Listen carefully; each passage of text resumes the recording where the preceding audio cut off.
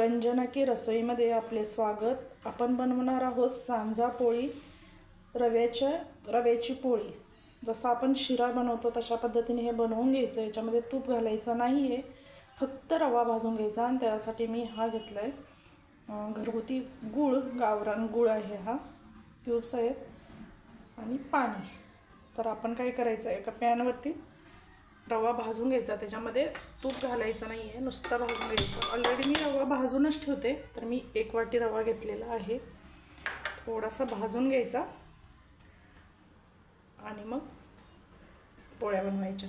चला तर मग आपण बनवूया सांजा पोळी। अत्यंत जुना, खूप पूर्वीचा पदार्थ आहे हा। कधीतरी वेगळी चव म्हणून नक्की मैत्रिणीनं बनवून खा। तर तांबूस होईपर्यंत भाजायचा, याच्यामध्ये तेल तूप काहीही घालायचं नाही। 1 वाटी रवा घेतलाय, त्याला 1/2 वाटी गूळ घेतला। तुम्हाला जसं गोड आवडेल तसं घेऊ शकता तुम्ही।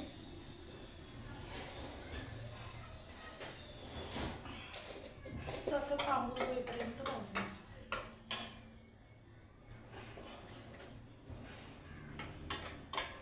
कधीही मी आता जाता एक तुम्हाला टिप सांगते, रवा आणल्यानंतर चाळून घ्यायचा आणि असं भाजून ठेवायचा। मी भाजून ठेवते असं महिनाभरासाठी।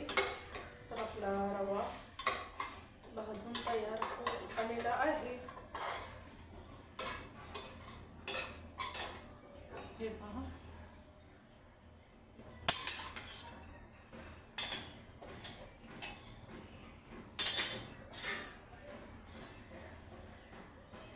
तुम्ही बघू शकता मी किती भाजलाय। तांबूस भाजायचा, कच्चा नाही भाजायचा, जास्त काळा पण नाही करायचा। त्याच्यामध्ये मी पाणी घालते, 1 ग्लास पाणी घेतलेलं आणि हा गूळ। या गुळाचा पाक वगैरे करायचं नाही, फक्त पाण्यात असं विरघळून घ्यायचं।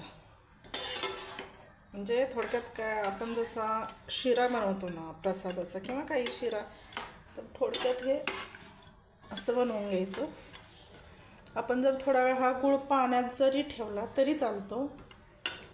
आणि पाण्यातून पटकन विरघळला की 1 उकळी घेतली की त्याच्यामध्ये आपण भाजलेला रवा घालायचा। म्हणजे झटपट स्वयंपाक कसा बनवायचा, तर ह्या गोष्टी आपल्या लक्षात आल्या पाहिजेत। आणि सांज्याच्या पोळ्या करताना शक्यतो आधीच हे सांजा बनवून ठेवायचं, म्हणजे तो थंड झाला की व्यवस्थित पोळी बनवता येते त्याची।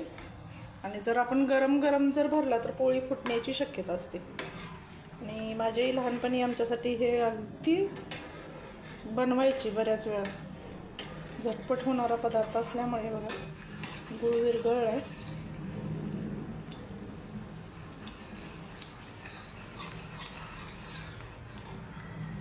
हा गावरान गूळ असल्यामुळे याचा कलर थोडासा तांबूस चॉकलेटी आहे। आता आपण याच्यामध्ये व्यवस्थित विरघळला हा गूळ,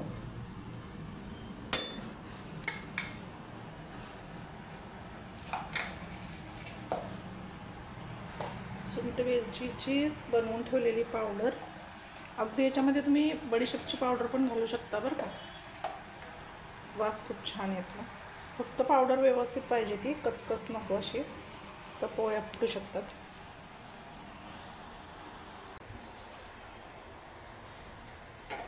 हे बघा, आता आपण याच्यामध्ये आपला रवा घालायचा असं।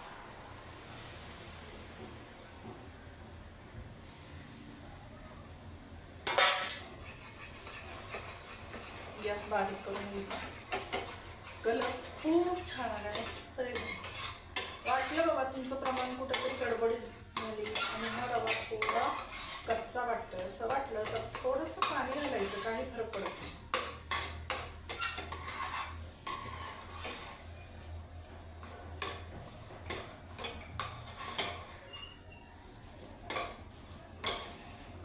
असं मला वाटतं, म्हणून मी थोडंसं ह्याच्यामध्ये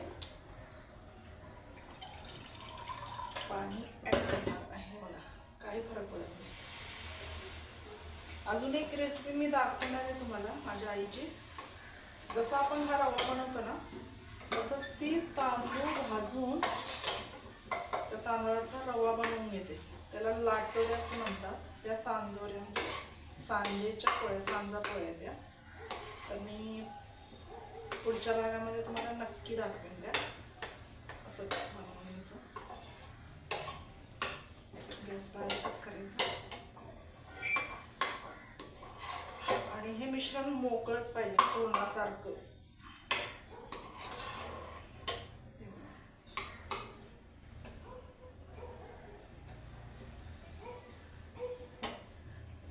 वाटी रवा, त्याला पाऊण वाटी गूळ, पाऊण एक वाटी जसं तुम्हाला गोड हवं असेल. आणि कुणाला गोड नको असेल तर अर्धी वाटी घेतली तरी चालेल.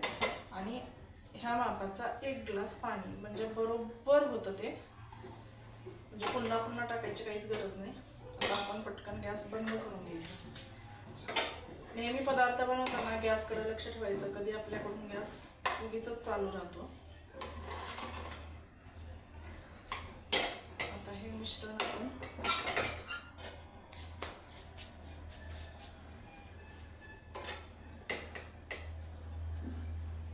थोडा वेळ झाकून ठेवूया.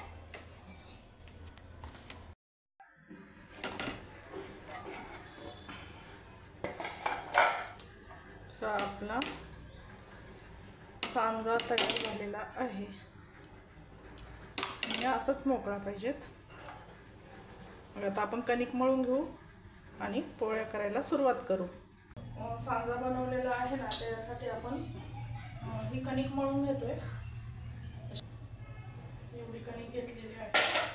त्याच्यामध्ये घालायचं थोडंसं चवीपुरतं मीठ असं आणि थोडं थोडं पाणी घेऊन मळायचं पीठ. अशी व्यवस्थित मळून घ्यायची. शक्यतो कधीही कोणत्याही प्रकारच्या पोळ्या करा तुम्ही, पण कणिक अशी घट्ट मळून घ्यायची. हे बघा, पुरणपोळी असं जरी करायचं असेल तर. आणि एक मी तुम्हाला सिक्रेट टिप सांगणार आहे. पुरणपोळ्या फुटू नयेत किंवा खुसखुशीत होण्यासाठी तर ह्याला वरवटा म्हणतात. त्याला असं तेल लावून घ्यायचं आणि अशी कणिक अशी कुटून घ्यायची. 15-20 मिनटं अशी ठेवायची कुटून झाल्यानंतर. आणि पुरणपोळ्या, कारण मला बऱ्याच जण म्हणतात की तुमच्या पोळ्या खूप खुसखुशीत लागतात, कुठलाही मैदा किंवा काही घालत नाही. जर आपण चपातीसाठी गहू दळून आणतो ना, त्याच पिठाच्या मी पुरणपोळ्या पण बनवतो. तर हे असं वरवट्याने ठेसून घ्यायचं. एक 2-3 मिनटं असं करून घेतलं ना तरी खूप छान पोळ्या होतात. आणि असं हे ठेचून घेतल्यानंतर असं पाण्याचा हात लावून असं मळून घ्यायचं. थोडीशी मेहनत आहे पण छान होते पोळ्या. एकदा तुम्ही ट्राय करून बघा. पीठ आपलं चांगलं भिजू देण्यासाठी 15-20 मिनटं आपण असं हे पोळा झाकून ठेवायचं. आपली कणिक जवळजवळ 20-25 मिनटं अशी व्यवस्थित भिजलेली आहे. हे बघा. तर आपण काय करूया आता, पटपट आपल्या सांज्याच्या पोळ्या बनवून घेऊया. यासाठी मी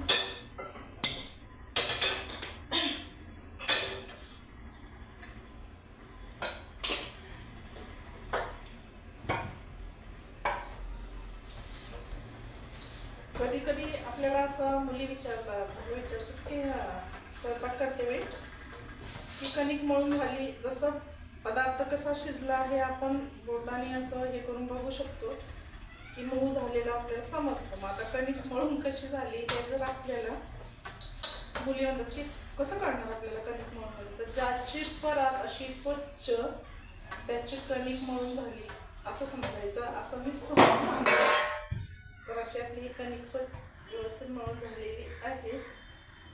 आणि आपण आता एवढा छोटासा गोळा घ्यायचा.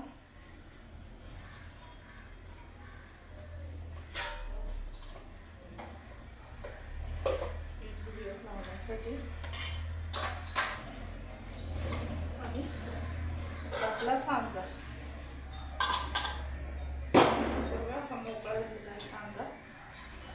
थंड झाल्यावर तो असं मोकळा होतो, गाठी वगैरे झाल्या नाही पाहिजे याच्यामध्ये. चला तर मग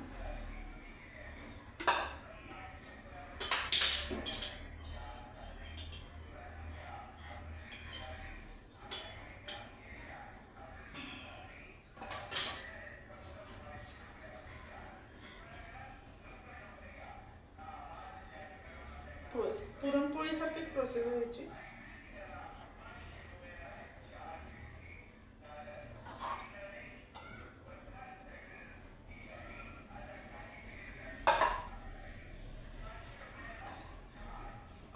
असा उंडा बनवून घ्यायचा आहे, त्याच्यामध्ये भरून घ्यायचं असं.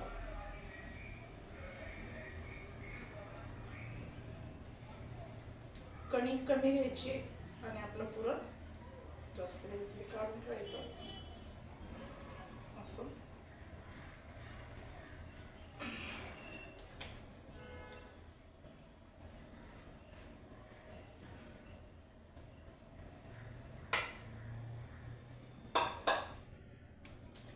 थोडंसं आपल्या हाताने असं एकसारखं करून घ्यायचं, म्हणजे ते फुटत नाही.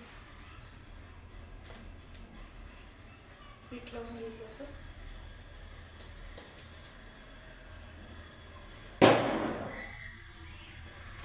आणि बनायचं व्यवस्थित.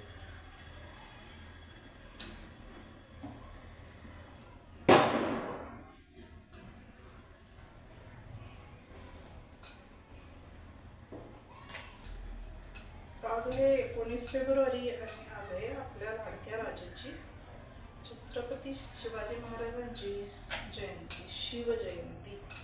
त्यानिमित्त मी हा सगळा प्रसाद म्हणा किंवा स्वयंपाक म्हणा केलेला आहे. आणि मी थोड्या वेळाने आपल्या राजाची पूजा पण करणार आहे, नक्की बघा. आणि ह्या गोष्टी आपण घरात केल्या पाहिजेत, म्हणजे पुढच्या पिढीला ह्या गोष्टींचं एका पिढीकडून दुसऱ्या पिढीकडे ज्ञान जाईल.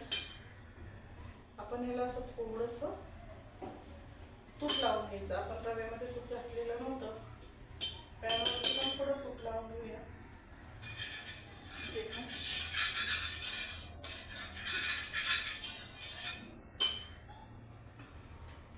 हे आपली अशी पोळी बनवलेली आहे.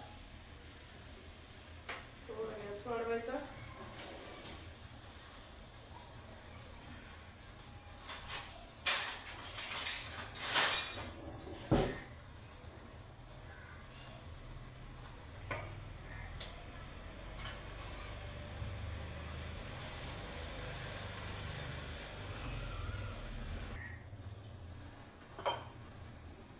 तूपच लावून घ्यायचं या पोळीला.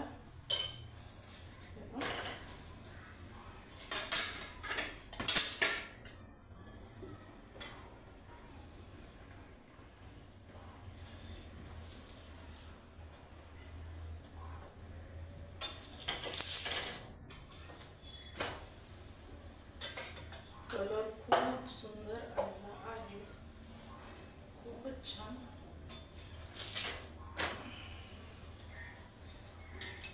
अजून एक मी तुम्हाला एक टिप सांगते. जर तुमच्याकडे कधी असा शिरा बनवलेला असेल आणि जर तो शिल्लक राहिला असेल आणि खाऊन कंटाळा आला असेल, तर आपली जी चपातीसाठी आपण कणिक मळतो डब्यांसाठी, चपातीसाठी, आणि थोडंसं जर ते उरलेलं असेल तर मग हे असं बनवलं तरी आणि वरती तूप लावून त्याचा रोल करून आपल्या मुलांसाठी तुम्ही देऊ शकता. कलर बघा किती छान आहे, हे बघा. तर अशा पद्धतीने आपण सगळ्या पोळ्या आता व्यवस्थित लाटून घेऊया.